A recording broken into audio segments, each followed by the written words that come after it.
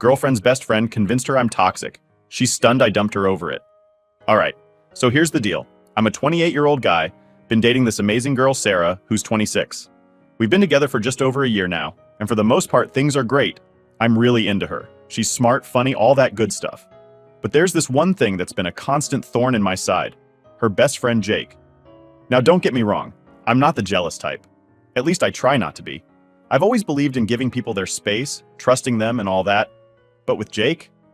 Man, it's been tough. Jake is 27, and he's been Sarah's ride or die since college.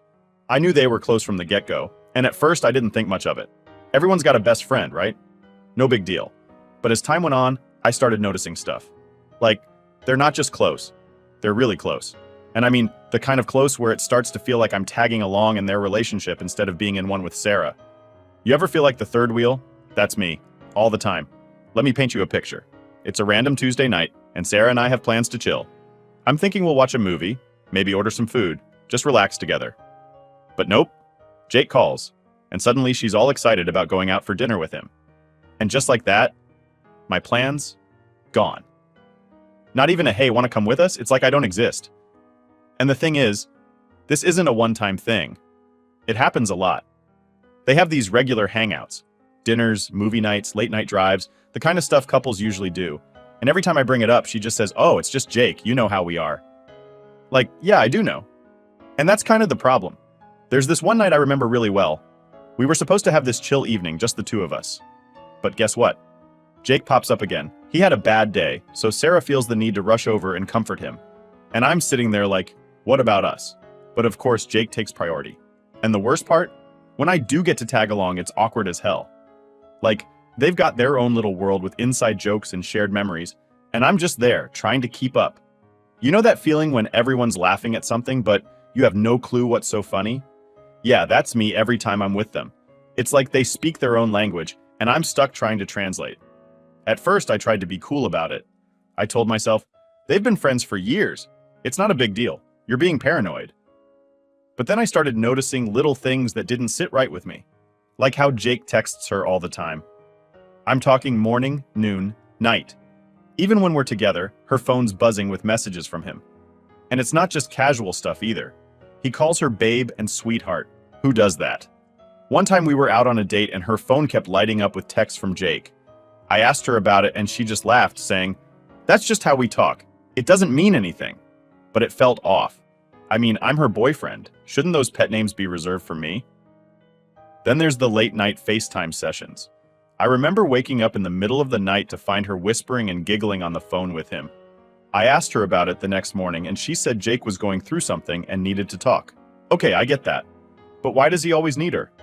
Why can't he talk to one of his other friends or, I don't know, deal with his stuff like a grown man? I know some of you might be thinking, dude, just chill, they're just friends. And trust me, I've tried. But it's hard when you feel like you're constantly playing second fiddle to someone else. I mean, isn't a relationship supposed to be about two people, not three? What really gets to me is how much I've bent over backward to be understanding. I've swallowed my pride, pushed down my insecurities, and tried to be the bigger person. But there's only so much a guy can take before he starts feeling like he's just a background character in someone else's life. It's not like I'm asking for much. I'm not saying she has to cut Jake out of her life completely. I get it, they've got history. But would it kill her to set some boundaries? Like maybe not prioritizing him over me all the time?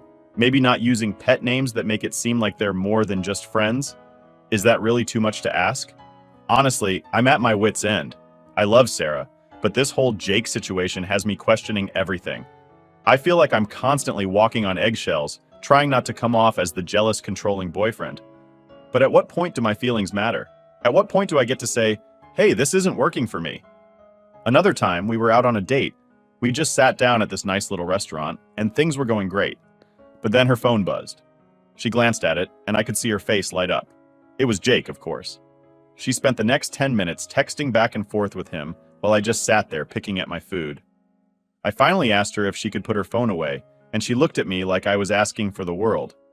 It's just Jake, she said. It's not a big deal. Not a big deal? It felt like I was sitting there alone while she was on a date with her phone. I started to feel like I was playing second fiddle to this guy, and it really started to mess with my head. Every time her phone buzzed, I'd get this sinking feeling in my gut, wondering if it was Jake again. Then there was the time we were planning a weekend getaway. We'd been talking about it for weeks, and I was really looking forward to it. It felt like a chance for us to just be together, away from all the distractions. But of course, Jake had to pop up again. He found out about this concert happening the same weekend and asked Sarah to go with him. And you know what she did? She asked me if we could reschedule our trip so she could go to the concert with Jake. I couldn't believe it. I mean, here we were planning this romantic weekend, and she was willing to push it aside for a concert with Jake. When I asked her why she couldn't just skip the concert, she got defensive. "It's a band we both love," she said. "I can't miss this with him." I felt like I'd been punched in the gut. Our relationship was supposed to be important, but it seemed like I was always getting the short end of the stick when it came to Jake. And it wasn't just the texting and the FaceTime calls. It was the way she'd light up whenever he was around, the inside jokes, the way she'd drop everything for him. I started noticing how much she'd change when Jake was in the picture. She'd be happier, more energetic, like he brought out a side of her that I couldn't reach. It made me feel like I was failing as a boyfriend, like I wasn't enough for her. But the thing that really got to me was how dismissive she was about my feelings. Every time I tried to bring up how uncomfortable I was with her relationship with Jake, she'd brush it off. "You're being ridiculous," she'd say. "Jake's just my friend. You don't have to worry about him." But how could I not worry when it felt like he was constantly in the middle of our relationship? It wasn't just about the pet names or the texts or the late-night calls. It was about the fact that I felt like I was competing for her attention, and no matter what I did, I always came in second place. I started to wonder if I was crazy for feeling this way, if I was just being insecure or jealous. But deep down, I knew something wasn't right. I wasn't asking her to cut Jake out of her life completely. I just wanted her to see how much it hurt me to always be pushed aside for him. But no matter how many times I tried to talk to her about it, she'd just dismiss my concerns and tell me I was overthinking it. It was like my feelings didn't matter, like I was just supposed to suck it up and deal with it. And that's when I started to realize that maybe this wasn't just about Jake. Maybe it was about something deeper. Maybe it was about the fact that Sarah didn't seem to care how her actions were affecting me, and that hurt more than anything Jake could ever do. Alright, so I've been trying to keep things together with Sarah despite all the stuff with Jake. I've been telling myself that I just need to be patient, that eventually she'll see how much all this is affecting me. But let me tell you that patience finally ran out one weekend, and it wasn't pretty. So here's the setup. Sarah and I had been planning this anniversary trip for months. We were both super excited about it, or at least I thought we were. We had everything mapped out, a cozy little cabin, some hiking, just the two of us getting away from all the noise. It was supposed to be our time, you know? A break from all the everyday crap, and hopefully from Jake too. But a few days before we're supposed to leave, Sarah drops a bomb on me. She's all like, "Hey, so Jake just found out about this concert happening that same weekend. It's this band we've both loved forever, and he really wants me to go with him." I'm sitting there, kinda stunned, waiting for her to say, "But of course I told him no because we have our trip." But nope. Instead she goes, "Do you think we could reschedule our trip so I can go?" Reschedule? I couldn't believe what I was hearing. This was our anniversary, something we had been planning for months. And now she wants to just push it aside for a last-minute concert with Jake? I tried to keep calm, but I could feel the anger bubbling up. I asked her, "Why can't Jake just go by himself or with someone else? Why does it have to be you?" She gave me that look like I was being unreasonable. "You don't get it," she said. "This band means a lot to us. It's like a once-in-a-lifetime thing. I can't miss it." And there it was, the moment I realized where I really stood in this relationship. It was like no matter what, Jake was always going to come first. I told her straight up, "Sarah, this isn't okay. You're asking me to step aside for Jake again. It feels like I'm constantly competing with him for your time and attention, and I'm tired of it." But she just brushed it off, saying I was overreacting and that it wasn't a big deal. "You knew Jake was part of my life when we started dating," she said. "Why are you trying to change me now?" That hit me hard. I wasn't trying to change her. I just wanted to feel like I was a priority too. Like our relationship actually mattered. But in that moment, it felt like I was asking for too much. She was so defensive, like she couldn't even see where I was coming from. Then she said something that really got under my skin. "Jake thinks you're being controlling and insecure," she told me. Oh, great. Now Jake's weighing in on our relationship? Like, why does his opinion even matter here? This was supposed to be about us, not him. I told her I needed some boundaries. No more pet names with Jake, no more constant one-on-one hangouts, and definitely no more prioritizing him over our relationship. But she blew up at me. She called me controlling, said I was being toxic. It was like she couldn't even hear me. All I was asking for was some basic respect. But to her, I was the bad guy. We fought for what felt like hours. I kept trying to explain how I felt, how much it hurt to always be the second choice. But she just kept doubling down, insisting that I was the one with the problem. She even said, "If you can't handle Jake being in my life, maybe this isn't going to work." That was the moment I knew we had hit a breaking point. I couldn't keep pretending that everything was fine. I couldn't keep ignoring how much this was hurting me. I loved Sarah, but I couldn't keep sacrificing my own happiness just to keep the peace. It wasn't fair to me. After that fight, she started giving me the silent treatment. I was left alone with my thoughts, replaying everything over and over in my head. I kept asking myself if I was really the one in the wrong, if maybe I was being too sensitive or controlling.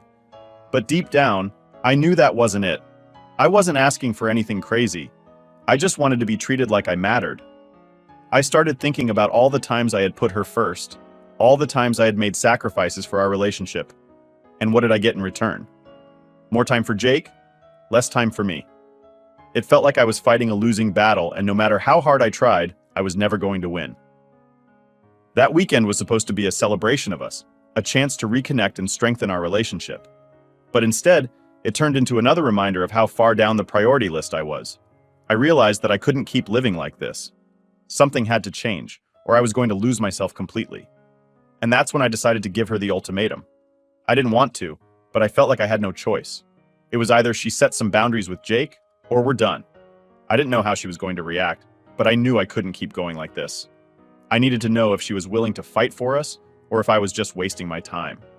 In that moment, I felt a weird mix of emotions: sadness, anger, frustration, but also a strange sense of relief.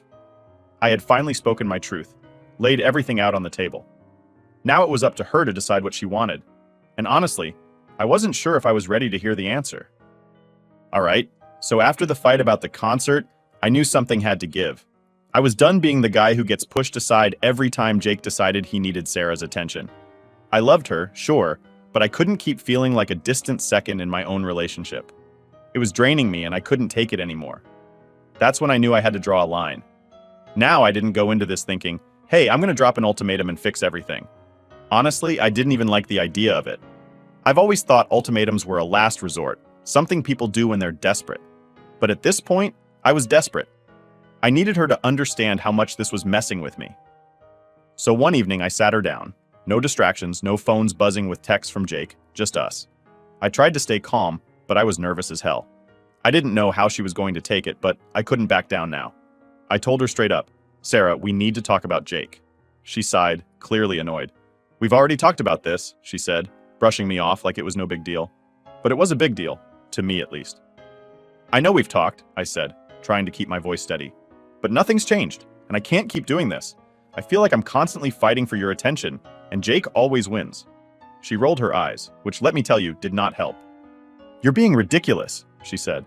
"Jake's my best friend. He's always been there for me. You knew that when we started dating." "I did," I admitted. "But I didn't know it would feel like this. Like I'm just a placeholder in your life while Jake gets all the important parts." That seemed to get her attention, at least a little. She frowned, but she didn't interrupt this time, so I kept going. "I'm not asking you to stop being friends with him," I said. "I get that you two are close, but there need to be boundaries. I'm your boyfriend, Sarah. I should be the one you turn to first, not him." She crossed her arms, clearly on the defensive. "What kind of boundaries?" she asked, almost challenging me. "No more pet names," I said, ticking off my points. "No more constant one-on-one hangouts, and definitely no more prioritizing him over me. If we're together, I need to feel like I matter. Like I'm not just some guy you're killing time with until Jake's free." Her face was hard to read, but I could tell she wasn't happy.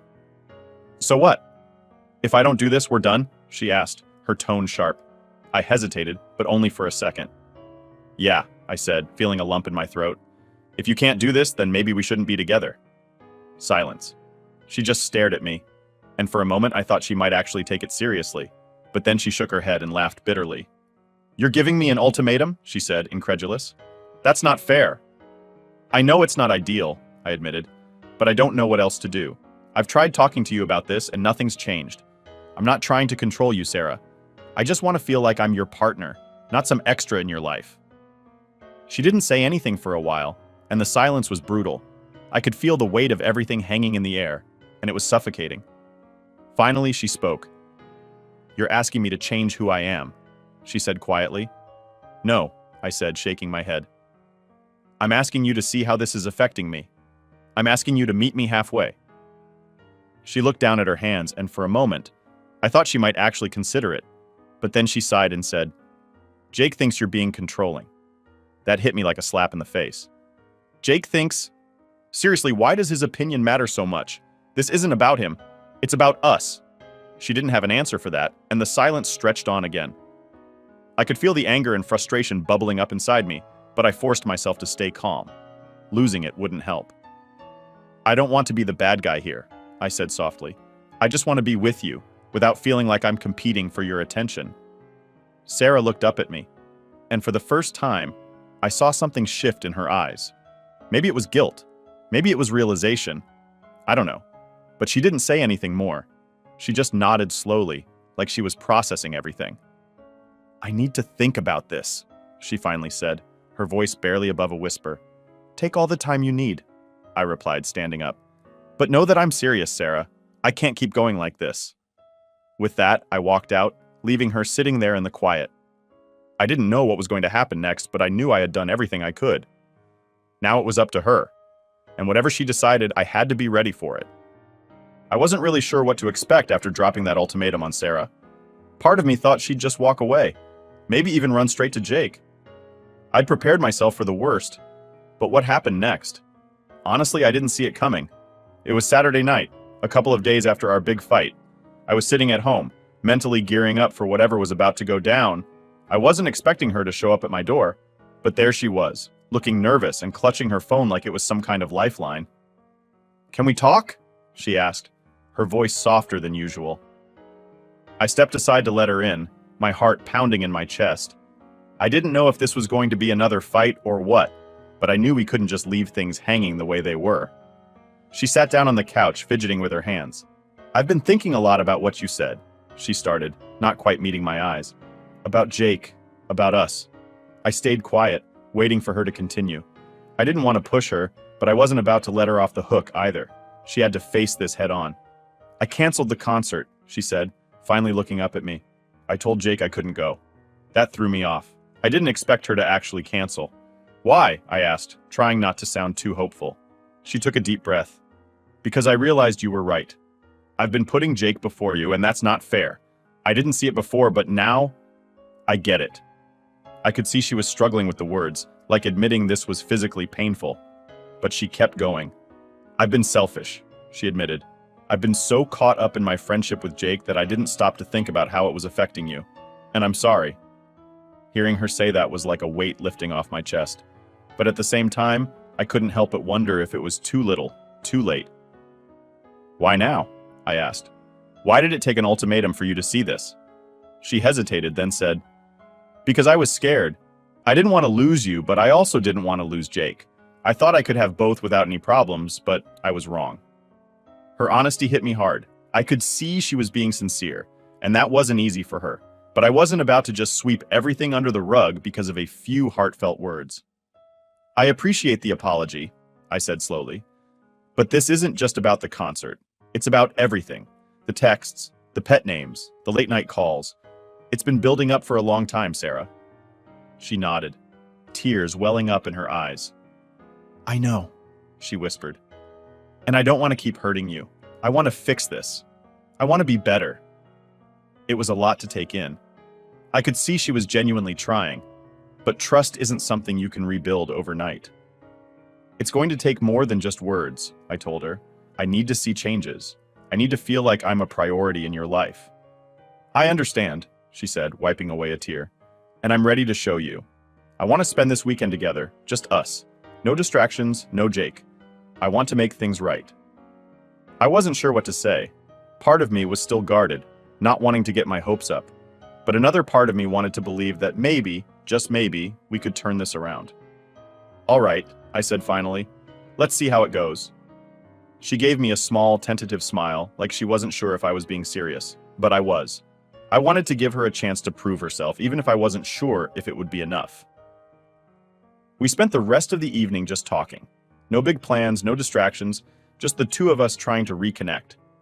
It was awkward at first, but as the night went on, it started to feel better, like maybe we were finding our way back to each other. She opened up about her friendship with Jake, telling me things I didn't know before, how he'd been there for her during some tough times, how their bond had formed over shared struggles. It helped me understand why she valued him so much, even if it didn't completely excuse her actions. And I shared my side too, how it felt to be sidelined, to always come second to someone else. I told her how much it hurt to feel like I wasn't enough, like I was just an afterthought in her life. By the time we went to bed, I felt emotionally drained, but also lighter. It wasn't like everything was magically fixed, but it was a start.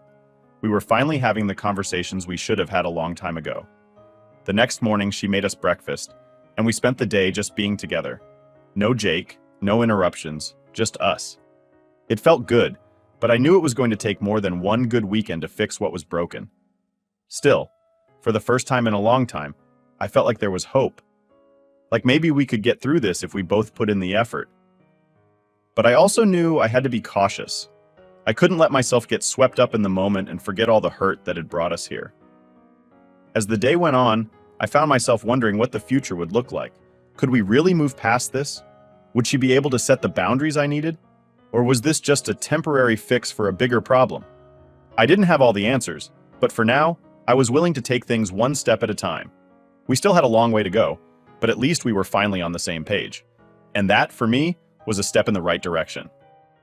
After our intense conversation, Sarah and I decided to spend the weekend together, focusing on us and trying to rebuild what had been falling apart. I was still on edge, unsure if anything could truly mend the damage, but I was willing to try. Friday night started off simple enough. Dinner, a movie, and an effort to just be present with each other. We were cooking in my kitchen, some pasta dish that didn't require too much effort. It felt nice, almost like we were back in the early days when things were easy and light. We were laughing, making small talk about random stuff, and for a moment, it felt like we were on the right track. But then, halfway through the meal, Sarah put her fork down and gave me this look, the kind of look that tells you something big is coming. "I need to tell you something," she said, her voice quieter than usual. My heart skipped a beat. I braced myself, thinking she was about to drop another bomb about Jake, or maybe something else entirely. The air felt heavy as I waited for her to continue. "I'm pregnant," she finally said, barely above a whisper. I froze, my mind scrambling to catch up. "You're pregnant?" She nodded, her eyes already welling up with tears. "I just found out a few days ago. I wasn't sure how to tell you. I've been scared." At first I was just in shock. Pregnant? It wasn't something we had talked about, at least not seriously. But as the words sank in, I felt a wave of emotion wash over me. Surprise, sure, but also a strange mix of happiness and anxiety. I stood up, walked over to her, and pulled her into a hug. "Wow," I said, still trying to process. "That's amazing." She clung to me tightly, and for a moment everything felt right. This was huge, life-changing even, but it also felt like it could be the start of something good, something that could bring us closer together. The rest of the night was spent talking about what this meant for us. We sat on the couch, hands intertwined, discussing everything from baby names to how we'd handle the practical stuff. Money, space, telling our families. Sarah seemed genuinely happy, and I started to believe that maybe this was exactly what we needed to move forward. But as the initial shock and excitement began to settle, a nagging thought started creeping into my mind, something I couldn't shake no matter how hard I tried. The next morning, we went out for a walk. It was one of those crisp, cool mornings that made everything feel a little more alive. We talked more about the baby, what the future might look like, but that nagging thought was still there, lurking in the back of my mind. After we got back to my place, I noticed something odd. Sarah's phone, which was usually buzzing every few minutes with texts from Jake, was eerily silent. No calls, no messages. I didn't say anything at first, but it was strange. Jake had been such a constant presence, always texting, always needing something. Now, nothing. As the day went on, I couldn't help but notice how much calmer Sarah seemed. No distractions, no checking her phone nervously. It was almost too quiet. I tried to push it out of my mind, to just focus on us and the baby, but the doubts wouldn't let go. That evening, while we were sitting on the couch, I finally asked her about it. "Hey, I've noticed Jake hasn't been around much lately. Is everything okay with him? Sarah hesitated for a moment before responding. Yeah, he's just giving us space, she said, her tone a little too casual. He knows we're working through stuff, so he's backing off for now. It sounded reasonable enough, but something about it felt off. Jake wasn't the type to just step back, not after how involved he'd been in our lives. And then the thought hit me like a punch to the gut. What if Jake knows something I don't? What if that's why he's gone quiet? I didn't bring it up right away, but the doubt kept growing. I replayed everything in my mind, the sudden apology, the pregnancy announcement, Jake's absence. Was there more to this story? Was it possible that Jake had been more than just a best friend? And now, knowing about the baby, had he decided to step back because he thought it might be his? Sunday morning, I woke up early, unable to shake the thoughts. I lay there, staring at the ceiling, trying to make sense of everything. Sarah was still asleep beside me, looking peaceful, unaware of the storm brewing in my head. As I got up and made coffee, I kept going over the timeline in my mind. If Sarah had just found out she was pregnant, that meant the baby was conceived at least a couple of months ago, around the same time when things between us had been at their most strained, and she was spending a lot of time with Jake. The pieces started to fit together, and not in a good way. I couldn't bring myself to ask her outright, not yet, but the doubts were there, gnawing at me. Was this baby really mine? Or was it possible that Jake was the father, and that's why he had suddenly disappeared from her life? Throughout the day, I tried to act normal, but my mind was racing. I watched Sarah closely, looking for any signs that she might be hiding something. But she seemed genuinely happy, excited about the baby, and completely focused on us. It was confusing, to say the least. By Sunday night, I was emotionally drained. I knew I needed answers, but I wasn't sure how to get them without causing another fight. I didn't want to ruin what had been a good weekend, but I also couldn't keep these doubts bottled up inside. As Sarah was getting ready to leave, she noticed I was quieter than usual. "You okay?" she asked, concern in her eyes. "Yeah," I lied. "Just tired, I guess." She gave me a long hug before heading out, and as I watched her walk away, I felt a mix of emotions. Love, fear, doubt. I wanted to believe that everything was going to be okay, that we could move forward and be happy together. But those nagging doubts about Jake and the baby wouldn't let me rest. That night I lay awake, staring at the ceiling again, knowing that sooner or later, I'd have to confront this head-on. The question wasn't just about the baby or Jake, it was about trust, and right now, I wasn't sure where we stood. After Sarah left on Sunday night, I couldn't shake the feeling that something was seriously off. The whole weekend, I'd been trying to convince myself that we were making progress, that things were finally looking up. But the doubts were still there, gnawing away at me, especially about the baby. I couldn't sleep. My mind kept going back to how quiet things had gotten with Jake. The guy who couldn't go a day without texting or calling her was suddenly silent. It didn't add up. Something about it felt wrong, like there was more to the story than Sarah was letting on. That night, while I was sitting on the couch, her phone buzzed. She'd forgotten it on the coffee table. Normally, I wouldn't have even thought about looking at it, but my curiosity got the best of me. I hesitated for a second, then picked it up. I didn't go in looking for trouble, but I couldn't help myself. I opened her messages, scrolling down to her chats with Jake. And what I saw stopped me cold. Jake had blocked her. There was no profile picture, no recent messages, nothing. Just the notification that said he had blocked her. Why would Jake block Sarah, especially now? Confused and feeling sick to my stomach, I scrolled further back in their chat history. That's when I found the conversation that changed everything. It was a series of messages from a couple of weeks ago, just before Sarah told me she was pregnant. Sarah: "Jake, I'm pregnant." Jake: "What, are you sure?" Sarah: "Yes, I'm sure, I took a test." Jake: "It could be his, right?" Sarah: "I don't know, Jake, I'm scared." Jake: "If it's mine, I can't do this. I'm not ready to be a dad. You should think about getting an abortion." The messages kept going, but it was clear where Jake stood. He didn't want any part of it, and then after that last message, he blocked her. Just like that. I sat there staring at the screen, my heart pounding in my chest. She told him before she told me. And the fact that she wasn't even sure who the father was, it hit me like a ton of bricks. All the doubts, the uneasy feelings I'd been trying to push aside, they all came rushing to the surface. She had been cheating on me. There was no other way to explain it. Everything made sense now. The sudden apology, her emotional breakdown, Jake's sudden disappearance from her life. She was hoping I'd never find out, hoping she could sweep it under the rug. I waited until the next morning to confront her. She came over, smiling like everything was fine, but I couldn't keep it inside anymore. "We need to talk," I said, my voice cold. She looked at me, confused. "What's wrong?" I held up her phone. "I went through your messages with Jake." Her face went pale. "You... what?" "I know, Sarah," I said, trying to keep my voice steady. "I know you told him about the baby before you told me. I know he told you to get an abortion because he didn't want to be a dad. And I know you didn't tell me the truth." She started to cry. "I didn't know how to tell you," she whispered. "I was scared." I felt my hands clench into fists, not out of anger, but out of pure frustration. "You didn't know how to tell me? You didn't know who the father was, Sarah. You were sleeping with both of us, and you didn't think I deserved to know the truth?" She looked down, unable to meet my eyes. "I didn't plan for this to happen," she said softly. "It just got out of control." I shook my head. "And you thought keeping me in the dark was the best way to handle it?" She wiped her tears away, trying to compose herself. "I was going to tell you, eventually. I just needed time." "Well, guess what? Time's up," I said, my voice hard. "We're going to figure this out right now. I want a paternity test." She nodded, still crying. "Okay." We got the test done a few days later, and the results came back quickly. I wasn't the father. I knew it deep down, but seeing it in black and white was like a knife to the heart.